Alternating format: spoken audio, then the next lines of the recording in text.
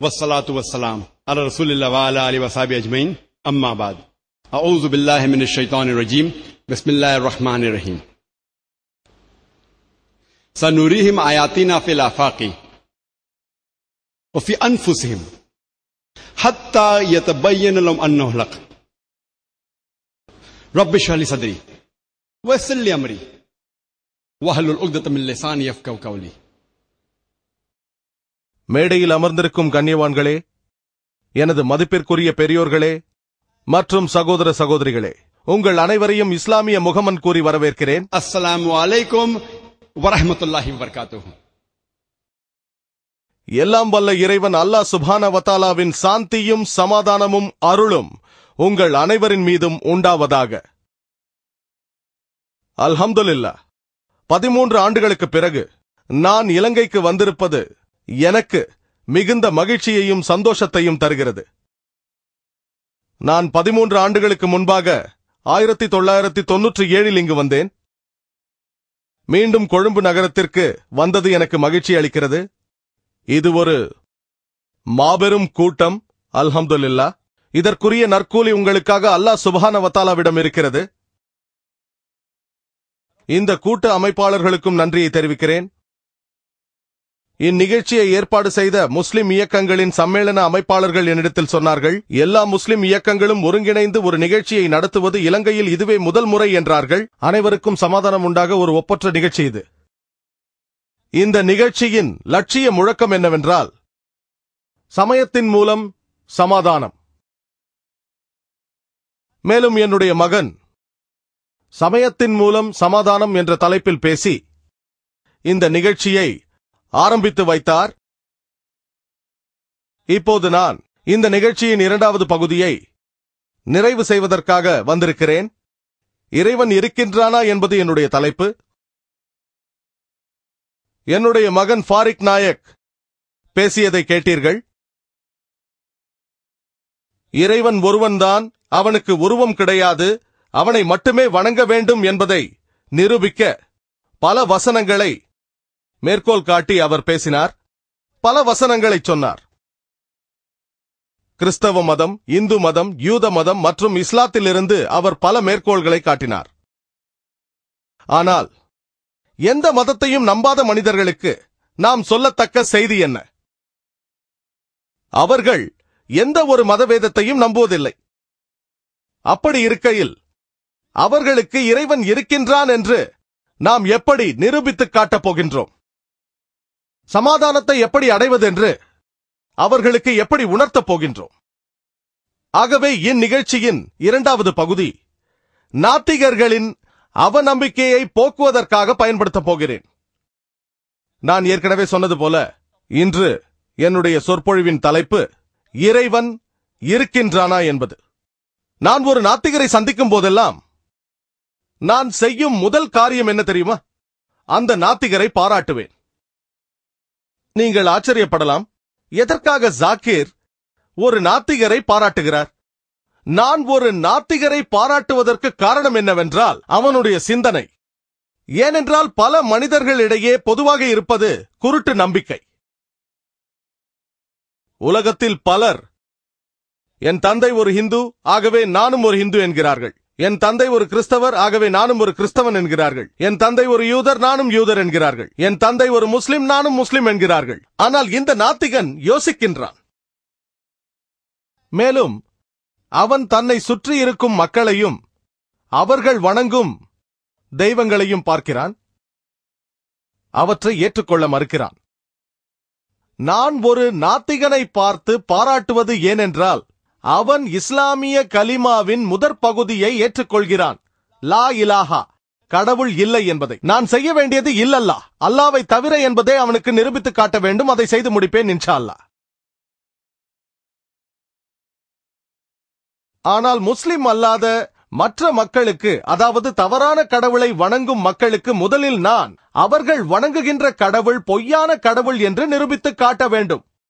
அதன் பிறகு உண்மையான இறைவனை குறித்து நிரூபித்து காட்ட வேண்டும். இங்கு எனது பாதி வேலை முடிந்துவிட்டது. ஏனென்றால் ஒரு நாத்திகன் இஸ்லாமிய கலிமாவின் முதற் பகுதியை ஏற்றுக்கொள்கிறான். நான் நிரூபித்து காட்டாமலே ஏற்கிறான் லா இலாஹா, கடவுள் இல்லை என்பதை. எனது பாதி வேலை முடிந்துவிட்டது. நான் செய்ய வேண்டியதெல்லாம் அல்லாவை தவிர என்பதை நிரூபித்து காட்ட வேண்டும். அதை நான் செய்து விடுவேன் இன்ஷா அல்லாஹ். அதன் பிறகு நபிகளாரை நம்ப வேண்டும். நான் ஒரு நாத்திகரை சந்திக்கும் போதெல்லாம் நான் அவரிடம் கேட்கும் முதல் கேள்வியானது கடவுள் என்றால் என்ன என்பது. உதாரணத்திற்கு, இது ஒரு புத்தகம் என்று நான் சொன்னால், இதை புத்தகம் இல்லை என்று யாராவது சொல்ல வேண்டும் என்றால் அதன் வடிவிலக்கணம் அவருக்கு தெரிந்திருக்க வேண்டும். புத்தகத்தின் வடிவிலக்கணம் தெரியவில்லை என்றால் இது புத்தகம் இல்லை என்று சொல்ல முடியாது. இது புத்தகம் இல்லை என்று யாராவது சொன்னார்கள் என்றால், என் கையில் இருப்பது என்னவென்று அவர்களுக்கு தெரியாமல் இருக்கலாம். ஆனால் இது புத்தகம் இல்லை என்று சொல்வதற்கு புத்தகத்தின் வடிவிலக்கணம் அவர்களுக்கு தெரிந்திருக்க வேண்டும். சிலர் கூறலாம், இல்லை சகோதரர் ஜாகிர், இது பேனா என்று எனக்கு தெரிந்திருந்தால், எனக்கு புத்தகத்தின் வடிவிலக்கணம் தெரியவில்லை என்றாலும் இதை புத்தகம் இல்லை என்று கூறலாமே என்பார்கள். அந்த கருத்தை ஏற்க முடியாது. இது பேனா என்று உங்களுக்கு தெரிந்திருந்தாலும் நான் கேட்பதற்கான வடிவிலக்கணம் உங்களுக்கு தெரியவில்லை என்றால், உதாரணத்திற்கு நான் இது ஒரு கலம் என்கிறேன். உங்களுக்கு பேனாவின் வடிவிலக்கணம் தெரிந்திருக்கலாம், ஆனால் கலமின் வடிவிலக்கணம் தெரியவில்லை என்றால் இது உண்மையில் கலம்தானா இல்லையா என்று உங்களால் சொல்ல முடியாது.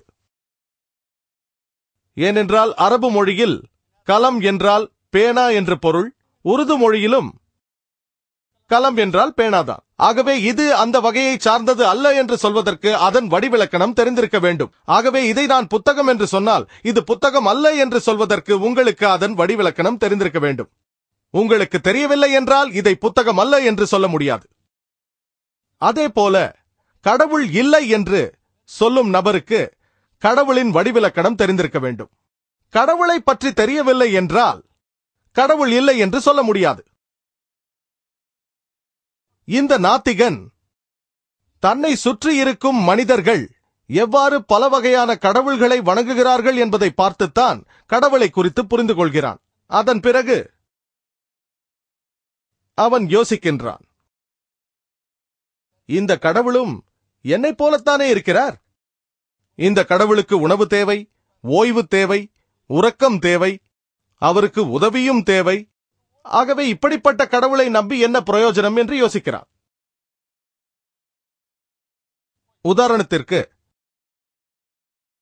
யாராவது ஒருவர் எனக்கு இஸ்லாத்தின் மீது நம்பிக்கை இல்லை, அது தீவிரவாதிகளின் மதம், அங்கு பெண்களுக்கு சுதந்திரம் இல்லை, அங்கு மனிதர்களுக்கே சுதந்திரம் இல்லை, அதில் விஞ்ஞானபூர்வமான உண்மைகள் இல்லை, ஆகவே இப்படிப்பட்ட ஒரு மதமான இஸ்லாம் மதத்தின் மீது எனக்கு நம்பிக்கை இல்லை என்று சொன்னால், தீவிரவாதத்தை ஆதரிக்கும் மதத்தின் மீது எனக்கும் நம்பிக்கை இல்லை என்று நான் அவருக்கு பதில் கூறுவேன். பெண்களுக்கு சுதந்திரம் அளிக்காத, மனிதர்களுக்கு சுதந்திரம் அளிக்காத, விஞ்ஞானபூர்வமான ஆக்கப்பூர்வமான உண்மை இல்லாத மதத்தை நானும் நம்பவில்லை என்பேன். இந்த மனிதர் ஏன் இஸ்லாத்தை நம்பவில்லை? இவரை பொறுத்தவரையில் இஸ்லாத்தில் தீவிரவாதம் இருக்கிறது, பெண்களுக்கு சுதந்திரம் இல்லை, மனிதர்களுக்கே சுதந்திரம் இல்லை, ஆக்கப்பூர்வமான விஞ்ஞானபூர்வமான உண்மைகள் இல்லை என்று நினைத்துக் கொண்டிருக்கிறார். அவருக்கு இஸ்லாத்தை குறித்து கிடைத்திருக்கும் கருத்து தவறான கருத்து. நானும் இது போன்ற இஸ்லாத்தை நம்பவில்லை. நான் நம்பிக்கை வைத்திருக்கும் இஸ்லாம் என்று அழைக்கப்படும் மதமானது தீவிரவாதத்தை ஏற்றுக்கொள்ளாத மார்க்கமாகும். ஏனென்றால் திருக்குரான் சூரா மாய்தா அத்தியாயம் 5 வசனம் 32 ஒரு கொலைக்காக அல்லது பூமியில் குழப்பத்தை உண்டு பண்ணியதற்காக ஒரு குற்றவாளியை நீதியை காக்க கொன்று தண்டனையை நிறைவேற்றலாம். அதுவன்றி அநியாயமாக ஒரு மனிதனை கொன்றால் ஒட்டுமொத்த மனித சமுதாயத்தையே கொன்றதற்கு ஒப்பாகும். இஸ்லாத்தின் மூளைக்கல்லான திருக்குரானை பொறுத்தவரையில் ஒரு அப்பாவியை கொன்றால் ஒரு நாட்டையே கொன்றதற்கு சமமாகும். ஆகவே இப்படிப்பட்ட ஒரு மதம் தீவிரவாதத்தையும் அப்பாவிகளை கொல்வதையும் ஏற்குமா? எனக்கு தெரியும், இஸ்லாம் பெண்களுக்கு உரிமைகளை வழங்கியுள்ளது. இஸ்லாம் மனிதர்களுக்கு உரிமைகளை வழங்கியுள்ளது. இஸ்லாத்தில் அறிவுபூர்வமான விஞ்ஞானபூர்வமான உண்மைகள் இருக்கிறது என்றும் எனக்கு தெரியும். தீவிரவாதத்தை ஆதரிக்கும் ஒரு மதத்தை, பெண்களுக்கு உரிமை வழங்காத ஒரு மதத்தை, மனிதர்களுக்கு உரிமை அளிக்காத மதத்தை விஞ்ஞானபூர்வமான அறிவுபூர்வமான உண்மைகள் இல்லாத மதத்தை நானும் நம்ப மறுக்கிறேன். ஆனால் அந்த நபருக்கு இஸ்லாத்தின் உண்மையான கோட்பாடுகளை நான் விளக்கிச் சொல்ல கடமைப்பட்டிருக்கிறேன். இஸ்லாத்தின் சரியான கொள்கை கோட்பாடுகளை தெளிவுபடுத்த வேண்டியது ஒரு முஸ்லிமாகிய எனது கடமை. இன்று மீடியாவில் இஸ்லாத்தை குறித்து தவறான கருத்துக்கள் பரப்பப்படுகின்றன. முஸ்லிம் அல்லாத பல மக்கள் இஸ்லாத்தை குறித்து தவறாக புரிந்து கொண்டிருக்கிறார்கள்.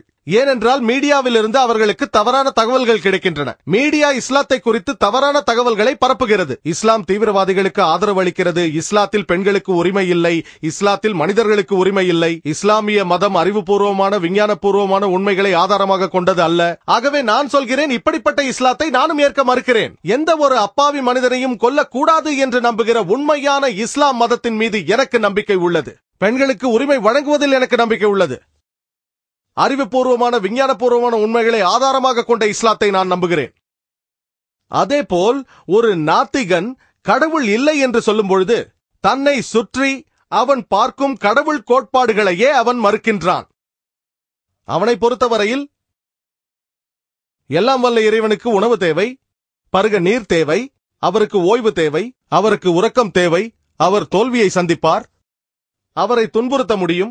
இப்படிப்பட்ட ஒரு கடவுளை அவன் தன்னை சுற்றி பார்க்கும் பொழுது அதை நான் நம்பவில்லை என்கிறான். நான் அவனிடம் இப்படிப்பட்ட கடவுளை நானும் நம்பவில்லை என்பேன், லா இலாஹா. ஆனால் உண்மையான இறைவன் அல்லாவை நம்புகிறேன், இல்லல்லாஹ். ஆகவே நான் அல்லாஹ் சுப்ஹானஹு வ தஆலாவின் உண்மையான கோட்பாடுகளை அந்த நாத்திகனுக்கு விளக்கிச் சொல்ல வேண்டும். என்னுடைய மகன் ஃபாரிக் அல்லாஹ் சுப்ஹானஹு வ தஆலாவின் உண்மையான கோட்பாடுகளை தெளிவாக விளக்கிச் சொன்னார். அவரது சொற்பொழிவிலிருந்து சில கருத்துக்களை நான் முன்வைக்கிறேன். யாராக இருந்தாலும் அல்லாஹ் சுப்ஹானஹு வ தஆலாவை வர்ணிப்பதாக இருந்தால் அவர்கள் பயன்படுத்த வேண்டிய திருக்குரானின் வசனம் சூரா இக்லாஸ் அத்தியாயம் 112 வசனங்கள் 1-4 வரை அவை சொல்கிறது. குல் ஹு அல்லாஹு அஹத், கூறுங்கள் அவன் அல்லாஹ் ஏகன், அல்லாஹு சமத், அல்லாஹ் எந்த தேவையும் அற்றவன், லம் யலித் வலம் யுலத், அவன் பெறவும் இல்லை பெறப்படவும் இல்லை, வலம் யகுல் லஹு குஃபுவன் அஹத், அவனுக்கு நிகராக எவரும் இல்லை.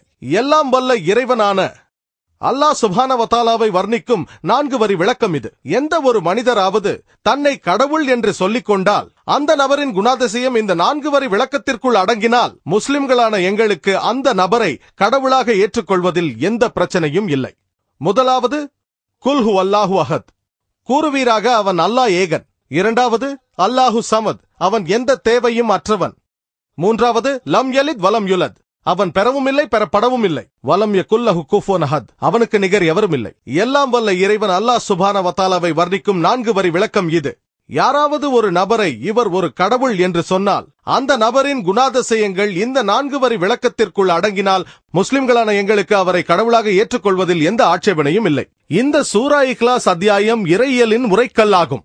இறையியலைத்தான் ஆங்கிலத்தில் தியாலஜி என்பார்கள், அதாவது கடவுளை பற்றி தெரிந்து கொள்வது. சூரா இக்லாஸ் அத்தியாயம் இறையியலின் உரைக்கல்லாகும். யாராவது ஒருவர் இந்த 4 வரி விளக்கத்திற்குள் அடங்கினால் அவரை கடவுளாக ஏற்றுக்கொள்வதில் முஸ்லிம்களான எங்களுக்கு எந்த பிரச்சனையும் இல்லை. உதாரணத்திற்கு, சில மனிதர்கள் பகவான் ரஜினிஷை கடவுள் என்று சொல்கிறார்கள். ஒரு கேள்வி பதில் நேரத்தில் ஒரு இந்து சகோதரர் என்னிடம் சொன்னார், பகவான் ரஜினிஷை இந்துக்களான நாங்கள் கடவுளாக ஏற்கவில்லை என்றார். ஒருபோதும் நான் இந்துக்கள் பகவான் ரஜினிஷை கடவுளாக ஏற்கிறார்கள் என்று சொன்னதில்லை. நான் இந்து மத வேதங்களை படித்திருக்கிறேன், அதில் எந்த இடத்திலும் பகவான் ரஜினிஷ் கடவுள் என்று சொல்லப்படவில்லை. சில மனிதர்கள் பகவான் ரஜினிஷை கடவுளாக ஏற்றுக்கொள்கிறார்கள் என்றுதான் சொன்னேன். இப்போது சூரா இக்லாஸ் அத்தியாயத்தை வைத்து பகவான் ரஜினிஷை சோதித்து பார்ப்போம். முதலாவது, குல் ஹு அல்லாஹு அஹத், கூறுவீராக அல்லாஹ் ஏகன். பகவான் ரஜினிஷை ஏகன் என்று சொல்ல முடியுமா? தான் கடவுள் என்ற கோரிக்கையை அவர் ஒருவர்தான் முன்வைத்தாரா? ஆயிரக்கணக்கானோர் அந்த கோரிக்கையை முன்வைத்துள்ளார்கள். நீங்கள் எனது நாடான இந்தியாவை பார்த்தீர்களேயானால் நூற்றுக்கணக்கானோர் ஆயிரக்கணக்கானோர் தங்களை கடவுள் என்று சொல்லிக் கொண்டிருக்கிறார்கள். ஆகவே பகவான் ரஜினிஷ் இதில் தனித்தன்மை வாய்ந்தவர் அல்ல. ஆனால் பகவான் ரஜினிஷின் பக்தரை கேட்டால் அவர் வித்தியாசமானவர் என்பார், தனித்தன்மை வாய்ந்தவர் என்பார்கள். ஆகவே அடுத்த பரிசோதனைக்கு செல்வோம். அல்லாஹு சமத், அவன் நித்தியன், எத்தேவையும் அற்றவன். ரஜினிஷ் எத்தேவையும் அற்றவரா?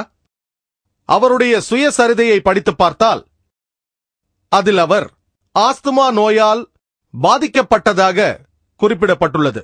அவருக்கு நீரிழிவு நோயும் முதுகு வலியும் இருந்ததாம். யோசித்து பாருங்கள், எல்லாம் வல்ல இறைவன் முதுகு வலியாலும் ஆஸ்துமா நோயாலும் நீரிழிவு நோயாலும் பாதிக்கப்பட்டிருக்கிறார். மூன்றாவது சோதனை, லம் யலித் வலம் யுலத். அவர் பெறவும் இல்லை, பெறப்படவும் இல்லை. மேலும் பகவான் ரஜினீஷ் மத்திய பிரதேசத்தில் பிறந்தவர் என்று நமக்கு தெரியும். அவருக்கு பெற்றோர்கள் இருக்கிறார்கள்.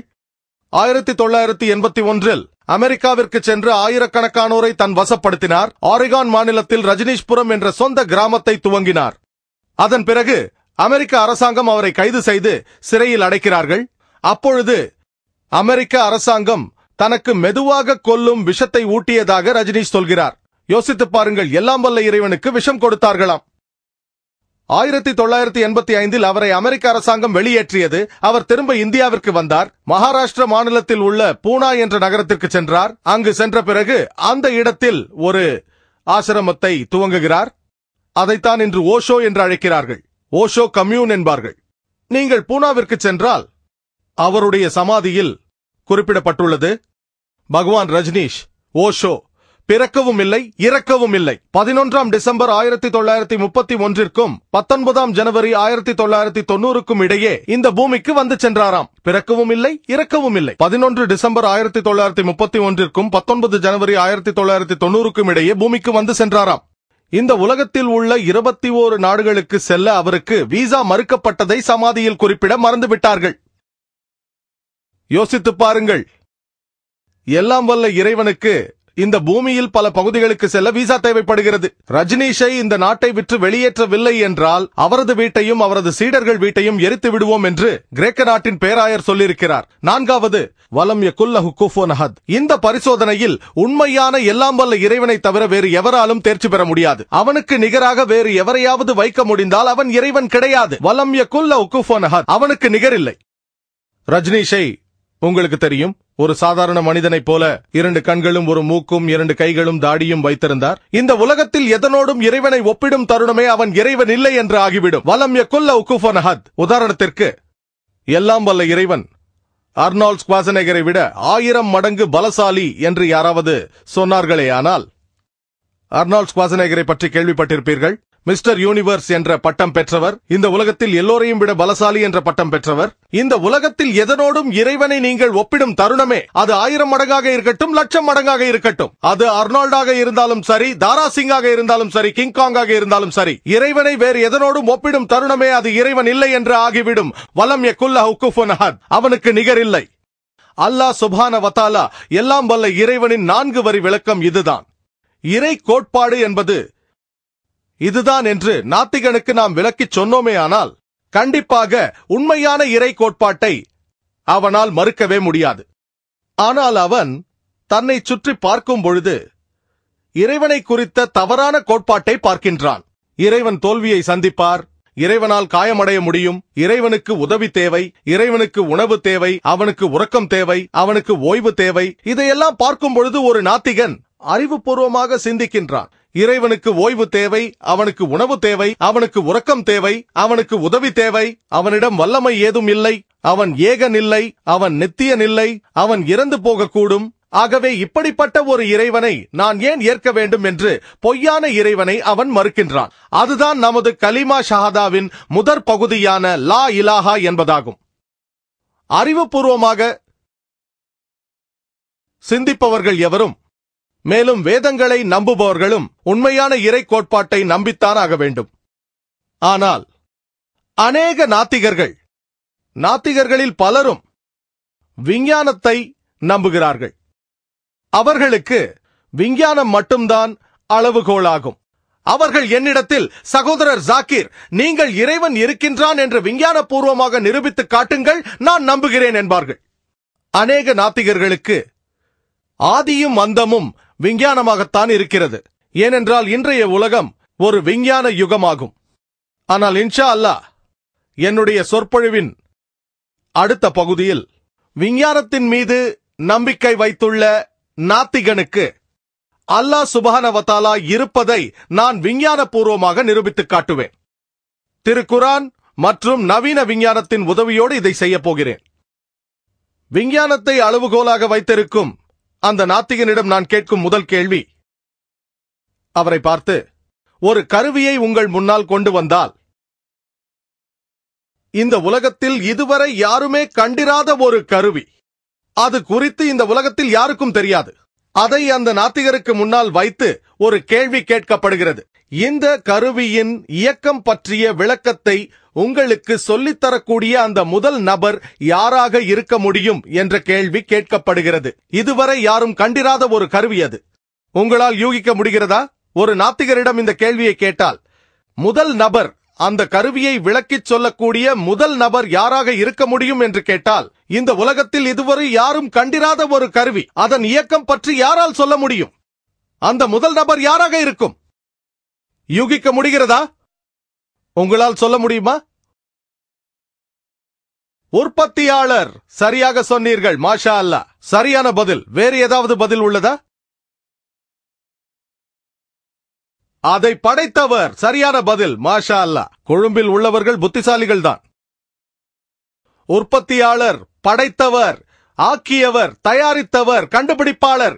எந்த நாத்திகரை பார்த்து நீங்கள் கேட்டாலும், அதாவது இதுவரை யாருமே கண்டிராத ஒரு கருவியின் இயக்க முறையை உங்களுக்கு சொல்லித்தரக்கூடிய முதல் நபர் யார் என்று கேள்வி கேட்டால், அதற்கு அவரது பதில் உற்பத்தியாளர், தயாரிப்பாளர், கண்டுபிடிப்பாளர், ஆக்கியவர், படைப்பாளர் என்று இவைகளில் ஏதாவது ஒன்றாகத்தான் இருக்கும். இதை நீங்கள் நினைவில் வைத்துக் கொள்ளுங்கள். யாருமே இதுவரை கண்டிராத ஒரு கருவியின் இயக்க முறையை உங்களுக்கு சொல்லித்தரக்கூடிய முதல் நபர் யாராக இருக்கக்கூடும்? தயாரிப்பாளர், கண்டுபிடிப்பாளர், படைப்பாளர், ஆக்கியவர், உற்பத்தியாளர். இரண்டாவது நபர் யாராக இருக்கக்கூடும்? அந்த உற்பத்தியாளரோ படைப்பாளரோ யாருக்கு சொல்லிக் கொடுத்தாரோ அவர்தான். ஆனால் முதல் நபர் யாராக இருக்கும்? அந்த படைப்பாளரோ இல்லை தயாரிப்பாளரோ உற்பத்தியாளரோ. இதை நீங்கள் நினைவில் வைத்துக் கொள்ளுங்கள். அந்த நாத்திகரை பார்த்து நான் கேட்கும் இரண்டாவது கேள்வி, நமது இந்த பிரபஞ்சம் எப்படி உருவானது என்று கேட்பேன். அதற்கு அவர், முதலில் ஒரு நட்சத்திர கூட்டம் இருந்தது. அந்த நட்சத்திர கூட்டத்தில் உள்ளடங்கியதே நமது பிரபஞ்சம். அதன் பிறகு இரண்டாவதாக ஒரு விரிசல் ஏற்பட்டது, ஒரு பெரும் வெடிப்பு ஏற்பட்டது. அதன் மூலம் அண்டங்களும் நட்சத்திரங்களும் கிரகங்களும் சூரியனும் சந்திரனும் நாம் வாழும் இந்த பூமியும் உருவாக்கப்பட்டது என்று அவர்கள் பதிலளிப்பார்கள். இது குறித்து உங்களுக்கு எப்பொழுது தெரிய வந்தது என்று கேட்டால், 1970 ஆரம்ப கட்டத்திலே சில விஞ்ஞானிகள் இதை கண்டுபிடித்து சொன்னார்கள் என்று பதில் சொல்வார்கள். அதற்காக அவர்களுக்கு நோபல் பரிசும் கிடைத்தது என்று சொல்வார்கள். 40 ஆண்டுகளுக்கு முன்பாக விஞ்ஞானிகளின் ஒரு குழு இந்த பிரபஞ்சம் எப்படி உருவானது என்று உலகத்திற்கு சொல்லி அதற்கு பெரும் வெடிப்பு என்று பெயர் வைத்தார்கள். நான் அந்த நாத்திகரை பார்த்து, 40 ஆண்டுகளுக்கு முன்பாக உங்களுக்கு தெரிய வந்த இந்த சம்பவம், பெரும் வெடிப்பு என்று அழைக்கும் இந்த சம்பவம், நான் படிக்கும் புத்தகத்தில் ஏற்கனவே கூறப்பட்டுள்ளது. அதுதான் புனித திருக்குரான். 1400 வருஷங்களுக்கு முன்பாக சொல்லப்பட்டுள்ளது. சூரா அல் அன்பியா அத்தியாயம் 21 வசனம் 30 சொல்லப்பட்டிருக்கிறது. நிராகரிப்போர் பார்க்கவில்லையா? வானங்களும் பூமியும் இணைந்திருந்தன என்பதையும் இவற்றை நாமே பிரித்தோம் என்பதையும், ஏதோ பெரும் வெடிப்பு ஏற்பட்டு இந்த பிரபஞ்சம் படைக்கப்பட்டது என்று 40 ஆண்டுகளுக்கு முன்பாக உங்களுக்கு தெரிந்த இந்த விஷயம் 1400 ஆண்டுகளுக்கு முன்பாகவே திருக்குரானில் பதிவு செய்யப்பட்டுள்ளது. இது குறித்து திருக்குரானில் யார் எழுதியிருப்பார்கள்? நாத்திகர்கள் சொல்வார்கள், யாராவது எழுதியிருக்கலாம், தற்செயலாக யூகித்து எழுதியிருக்கலாம் என்று சொல்வார்கள். பிரச்சனை இல்லை, விவாதம் செய்யாதீர்கள், தொடர்ந்து பேசுங்கள். அந்த நாத்திகரிடம் சந்திரனின் வெளிச்சம் அதன் சொந்த வெளிச்சமா அல்லது பிரதிபலிப்பா என்று கேளுங்கள். அந்த நாத்திகர் சொல்லுவார், அந்த காலத்தில் மனிதர்கள் சந்திரனின் வெளிச்சம் அதன் சொந்த வெளிச்சம் என்று நினைத்துக் கொண்டிருந்தார்கள். ஆனால் சமீபத்தில் 200 வருஷங்கள் அல்லது 300 வருஷங்களுக்கு முன்பாக சந்திரனின் வெளிச்சம் அதன் சொந்த வெளிச்சம் அல்ல, அது வெறும் பிரதிபலிப்பு என்று தெரிந்து கொண்டார்கள். நான் அவரிடத்தில், உங்களுக்கு 200-300 வருஷங்களுக்கு முன்பாக தெரிய வந்தது திருக்குரானில் 1400 வருஷங்களுக்கு முன்பாக சொல்லப்பட்டு விட்டது என்று சொல்வேன். திருக்குரான் சூரா ஃபுர்கானில் அத்தியாயம் 25 வசனம் 61, அவன் பாக்கியமுடையவன், விண்ணில் உறுதியான மண்டலங்கள் அமைத்து அதில் ஒளி விளக்கையும் ஒளிர்கின்ற சந்திரனையும் பிரகாசிக்க செய்தவன் என்று அந்த வசனம் சொல்கிறது. திருக்குரான் சூரியனை ஷம்ஸ் என்று குறிப்பிடுகிறது. அதன் வெளிச்சத்தை சிராஜ், வஹாஜ் அல்லது தியா என்றும் குறிப்பிடுகிறது. அதன் பொருள் கொழுந்து விட்டெறியும் தீப்பந்தம், விளக்கு அல்லது மகத்துவமிக்க பேரொளி. திருக்குரானில் சந்திரனை கமர் என்று குறிப்பிடப்பட்டுள்ளது. அதன் வெளிச்சத்தை முனீர் அல்லது நூர் என்று திருக்குரானில் குறிப்பிடப்பட்டுள்ளது. இரவலாய் பெற்ற அல்லது பிரதிபலிக்கப்பட்ட ஒளி. இந்த செய்தி சூரா ஃபுர்கான் அத்தியாயம் 25 வசனம் 61 மட்டுமல்லாமல் சூரா யூனுஸ் அத்தியாயம் 10 வசனம் 5 சொல்லப்பட்டிருக்கிறது. மேலும் சூரா அன்-நஹ்ல் அத்தியாயம் 16 வசனம் 16, மேலும் சூரா நூஹில் அத்தியாயம் 71 வசனங்கள் 15-16, சந்திரனின் ஒளி இரவலாய் பெறப்பட்ட அல்லது பிரதிபலிக்கப்பட்ட ஒளி என்று சொல்லப்பட்டிருக்கிறது. 1400 வருஷங்களுக்கு முன்பாக சந்திரனின் வெளிச்சம் அதன் சொந்த வெளிச்சம் அல்ல, அது இரவலாய் பெறப்பட்ட அல்லது பிரதிபலிக்கப்பட்ட ஒளி என்று யாரால் சொல்லி இருக்க முடியும்? அந்த நாத்திகர் சற்று தயங்குவார். பிறகு அவர் சொல்வார், உங்கள் நபிகள் நாயகம் ஒருவேளை மிகவும் புத்திசாலியாக இருக்கலாம் என்று சொல்வார். வாதம் செய்யாதீர்கள், தொடர்ந்து பேசுங்கள். அவரிடம் சொல்வேன், நான் பள்ளியில் இருக்கும் பொழுது நான் என் 10ஆம் வகுப்பை 1982 முடித்தேன்.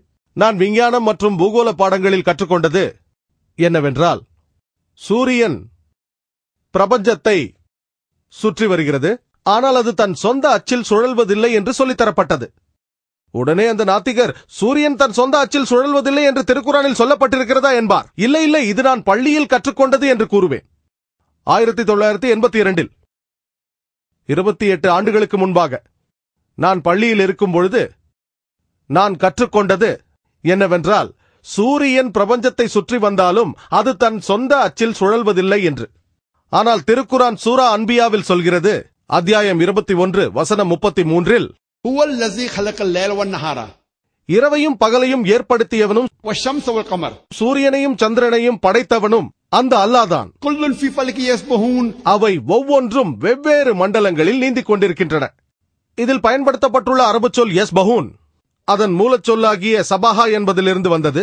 ஒரு அசையும் பொருளின் இயக்குத்தன்மையை பற்றி விவரிக்கும் சொல்லாகும். யஸ்பஹூன் அல்லது சபாஹா என்ற சொல்லை நான் பயன்படுத்தும் பொழுது, உதாரணத்திற்கு தரையில் இருக்கும் ஒரு மனிதனை குறித்து சொல்லும் பொழுது, அவர் தரையில் புரளுகின்றார் என்று அர்த்தமாகிவிடாது, அவர் நடந்து கொண்டோ ஓடிக்கொண்டோ இருக்கிறார் என்றுதான் பொருளாகும். தண்ணீரில் இருக்கும் ஒரு மனிதனுக்காக இந்த சொல்லை பயன்படுத்தினால் அவர் மிதக்கிறார் என்று பொருள் அல்ல, அவர் நீந்திக் கொண்டிருக்கிறார் என்பதாகும். ஆகவே திருக்குரான் அண்டத்தில் இருக்கும் சில அம்சங்களை குறித்து இந்த வார்த்தைகளை சொல்லும் பொழுது அது பறப்பதாக பொருளாகாது, தன் சொந்த அச்சில் முன்னேறி சுழன்று கொண்டிருப்பதாகத்தான் பொருளாகும்.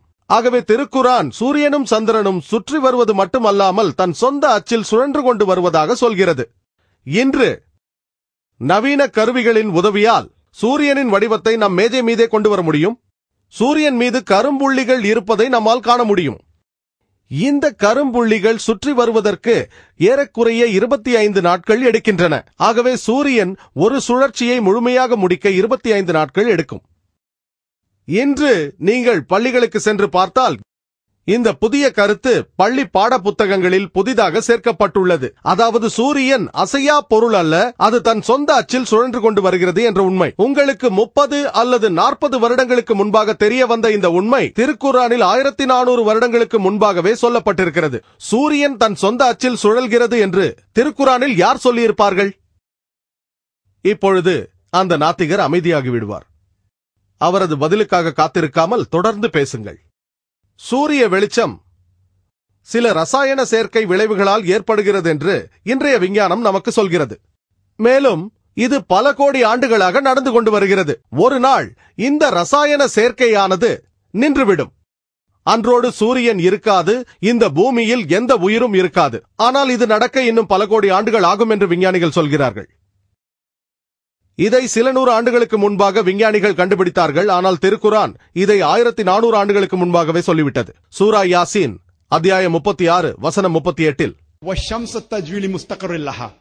சூரியனின் இயக்கம் நிர்ணயிக்கப்பட்ட ஒரு காலகட்டம், நிர்ணயிக்கப்பட்ட நேரம் மற்றும் நிர்ணயிக்கப்பட்ட இடத்தில் அது முடிவுக்கு வரும் என்கிறது. ஒரு நாள் சூரியனின் இயக்கம் நின்று அது முழுமையாக அணைந்துவிடும் என்று இன்றைய விஞ்ஞானம் சொல்கிறது. ஒரு காலகட்டம் வரை அது இருக்கும். மேலும் இன்றைய விஞ்ஞானம் சொல்கிறது, சூரியன் தன் கோள் கூட்டத்துடன் பிரபஞ்சத்தின் ஒரு திக்கை நோக்கி நகர்ந்து கொண்டிருப்பதாகவும், அதன் இலக்குக்கு ஹெர்குலின், ஆல்பா ரைலா, ஆல்பா லைரா என்று பெயர்கள் உண்டு.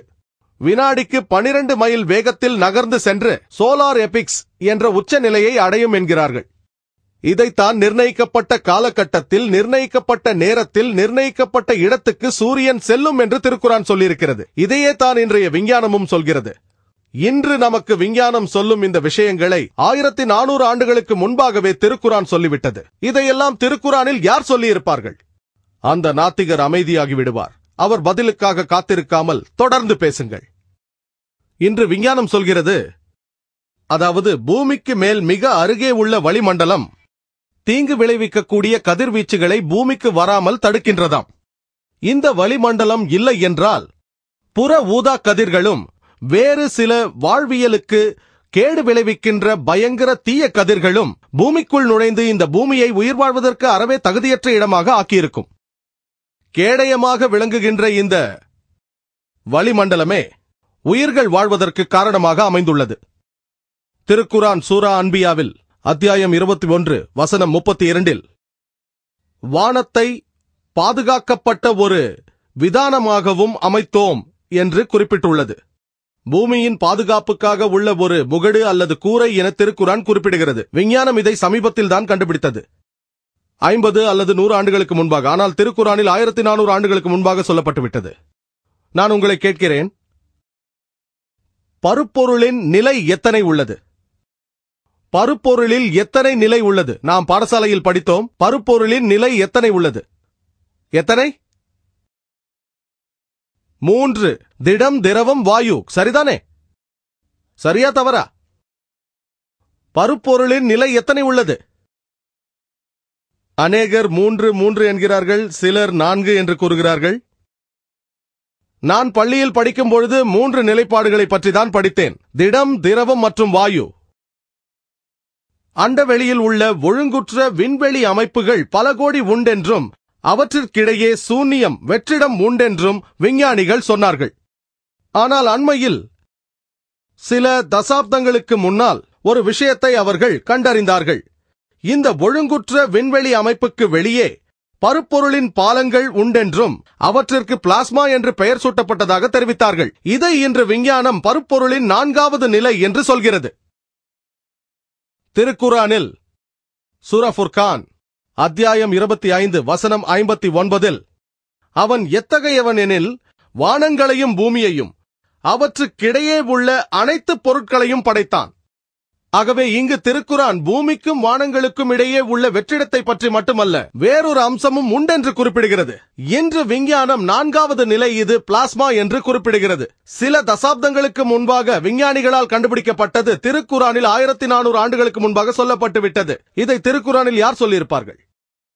பருப்பொருளின் 4வது நிலையை குறித்த செய்தி திருக்குரானில் மேலும் சூரா லுக்மான் அத்தியாயம் 31 வசனம் 29 மேலும் சூரா அஸ்-ஸுமர் அத்தியாயம் 39 வசனம் 5 குறிப்பிடப்பட்டுள்ளன. எட்வின் ஹபிள் என்ற பெயருடைய ஒரு பிரபலமான விஞ்ஞானி, அவர் கண்டுபிடித்த ஒன்றை பற்றி அவர் சொன்னார். கடந்த நூற்றாண்டின் மிகப்பெரிய கண்டுபிடிப்பு அதுதான். அவர் இந்த அண்ட சராசரம், அகண்ட விண்வெளி விரிவது, சுருங்குவது பற்றியெல்லாம் குறிப்பிட்டிருக்கிறார்.